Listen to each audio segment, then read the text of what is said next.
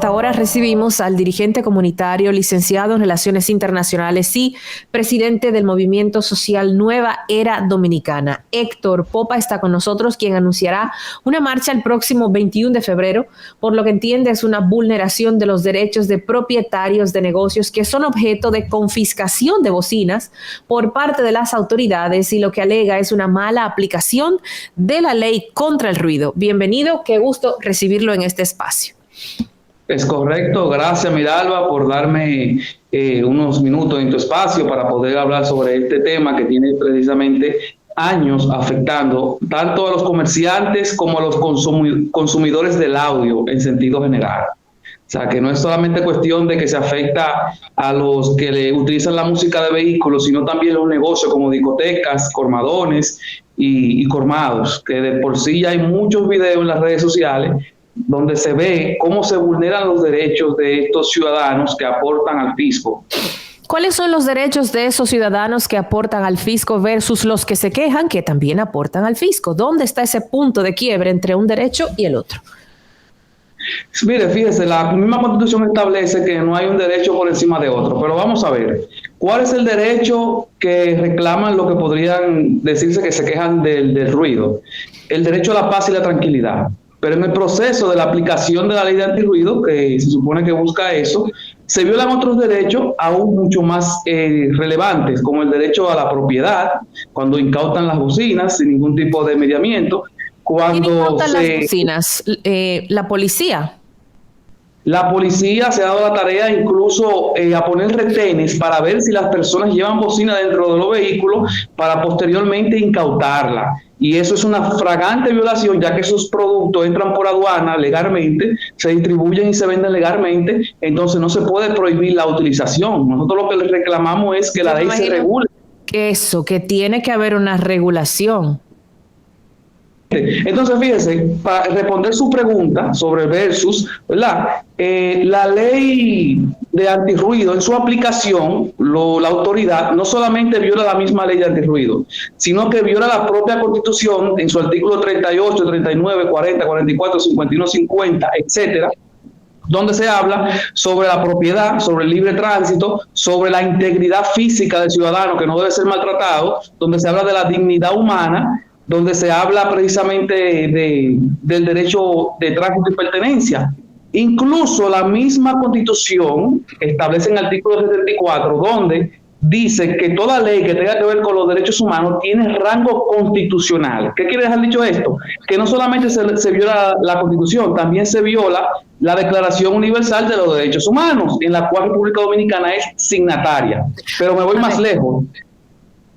Sí. Míralo, para terminar la idea, la misma autoridad en el proceso de la aplicación de esta ley viola su propia ley orgánica, en el caso de la ley orgánica de la policía, la 590-16, o sea, donde establecen en el artículo 1, 5 y 4 que los policías deben velar por la seguridad, la integridad física y el trato humano al ciudadano. Y los videos sobran en las redes sociales donde se ve, donde policías entran a negocios sin mediar palabra y se llevan los equipos. De hecho, hay uno muy famoso donde el policía dice: yo estoy ejecutando una orden, violando su propia ley orgánica, donde dice que las órdenes deben ser acatadas siempre y cuando estén dentro del marco de la ley. Ningún general está por encima de la ley, no puede dar órdenes que precisamente vayan en contra de la ley.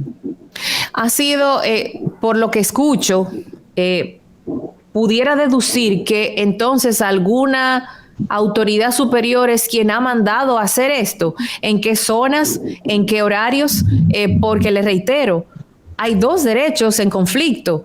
El derecho del que quiere poner su música en un colmadón, en una discoteca, en una casa, en un lugar público abierto, pero está también el derecho del que vive por la zona, del que quiere descanso. O sea, cuando hablamos de la colisión de esos derechos, ¿cuál es el punto de encuentro? ¿Qué es lo que usted sugiere?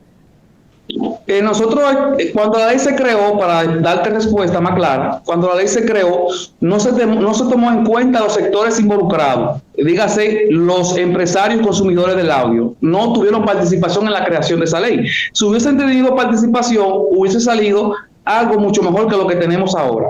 Ahora bien, dejo claro que no estamos de acuerdo con los escandalosos, es lo primero. Lo que queremos es regulación. ¿Qué implica la regulación? Establecer espacios definidos donde las personas que les gusta esto puedan ir a escuchar su música. En República Dominicana tenemos mucho espacio para eso. Número dos, que las música a unos decibeles específicos.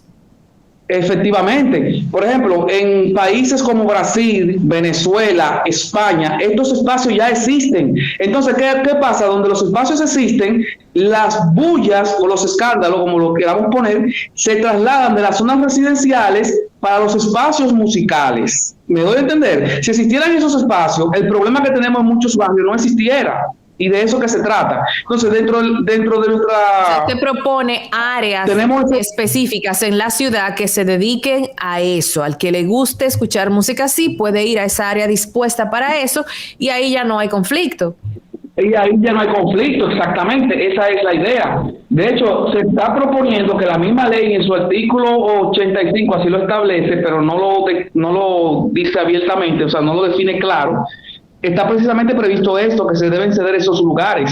Y nosotros como grupo que está luchando a través de esto, decimos que debe ser en las 32 provincias, debe haber un espacio de tolerancia. O sea, República Dominicana en cada provincia tiene que tener un espacio de tolerancia. Todo aquel que quiera usar su música pueda dirigirse a esos lugares y no van a molestar a los que están ahí. Y si, por ejemplo... esas discotecas, esos colmadones no están dentro de esa zona de tolerancia, ¿qué pasaría?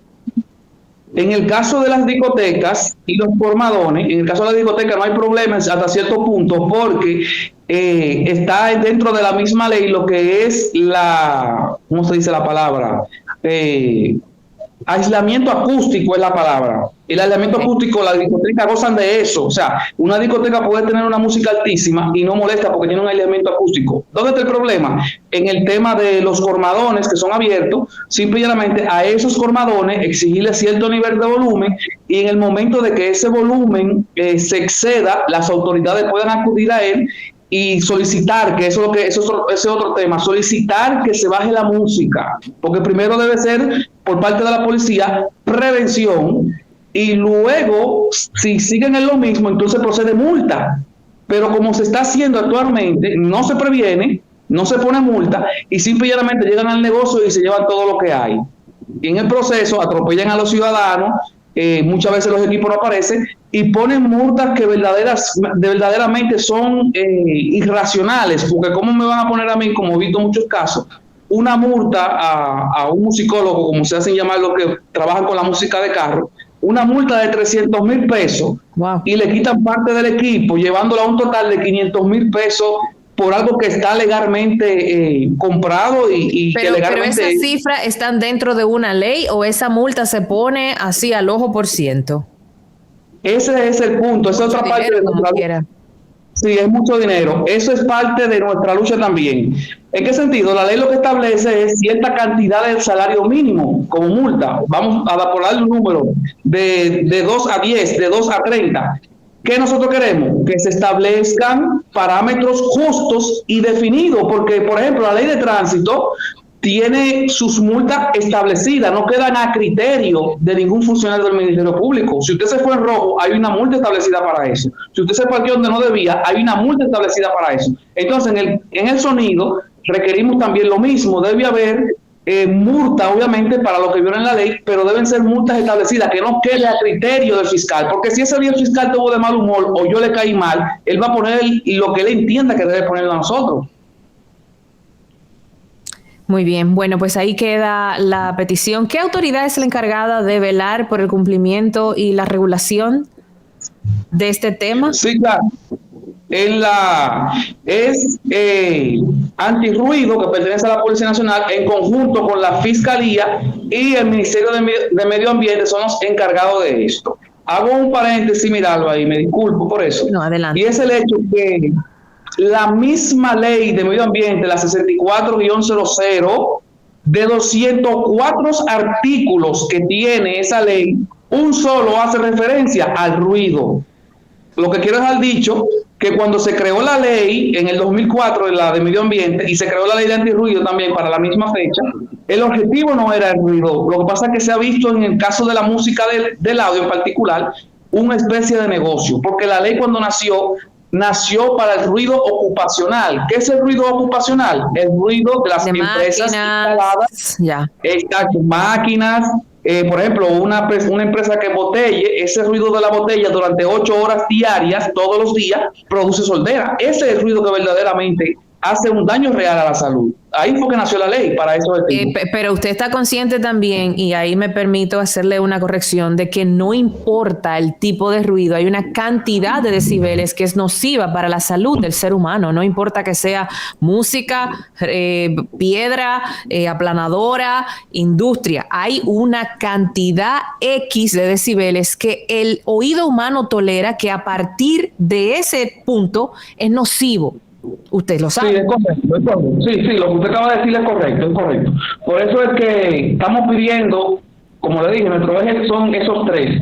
Zona de tolerancia, multas claras y definidas, claro, y el asunto de las incautaciones que deben cesar. Le aseguro a usted que si esos puntos se resuelven, el problema aquí de la música y de la paz vendrá a todo el pueblo, porque la gente va a ir a su lugar de esparcimiento, especialmente para eso, y los abusos policiales van a cesar porque ya van a dejar las incautaciones arbitrarias. Yo siempre he dicho, cuando un ciudadano enfrenta a la autoridad es porque es el medio que tiene para defenderse.